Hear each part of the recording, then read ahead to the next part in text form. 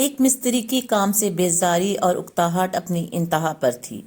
اس سے پہلے کہ کوئی بدمزگی پیدا ہوتی، اس نے ٹھیکیدار کو جا کر اپنا استعفیٰ پیش کر دیا۔ ٹھیکیدار ایک رحم دل اور شفیق انسان تھا۔ اس کے پاس ایک سے بڑھ کر ایک کاریگر تھا، مگر اس مستری کی کچھ انوکھی ہی بات تھی۔ جہاں تک معاوضے اور دستور کے مطابق بود و باش کی سہولیات تھیں، ٹھیکیدار نے اسے ویسے ہی خوب نوازا ہوا تھا۔ اس مستری کی کام سے لگن اور محنت بھی قابل رشک تھی، مگر ایک دن یہ بھی داغے مغفار کر دے جائے گا، اس کے بارے میں کسی نے نہیں سوچا تھا۔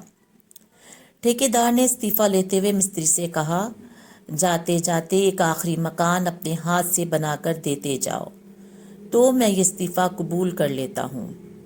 بادل ناخواستہ مستری کو کہنا ماننا پڑا۔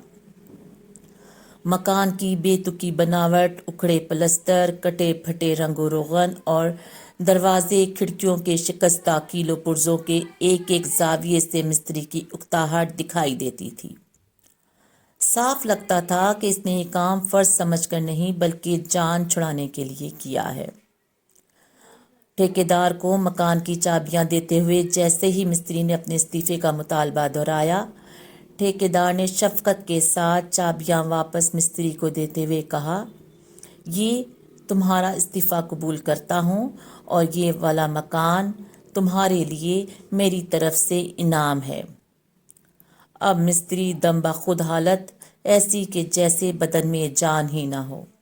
یا اللہ، یہ کیا ہو گیا؟ میں نے کیوں اپنے کیے کرائے پر پانی پھیر دیا؟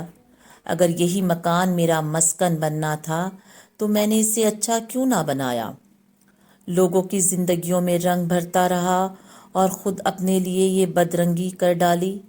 کاش کاش کاش، مگر صرف حسرتیں تھیں۔ کچھ ایسی ہی مثال ہماری زندگی میں کیے گئے اعمال اور خاص طور پر نماز کی ہوتی ہے، جس سے اللہ رب العزت تو بے نیاز ہے، مگر ہم ان سب کو اچھا کرنے کے محتاج ہیں۔ انہی پر ہماری عاقبت اور آخرت کا دار و مدار ہوتا ہے، مگر ہم ہیں کہ جان چھڑاتے ہیں۔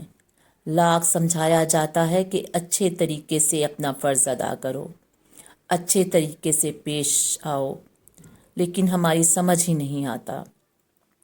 کاش اس وقت سے پہلے سمجھ آ جائے جب صرف ندامت اور شرمندگی اور پچھتاوا ہوگا۔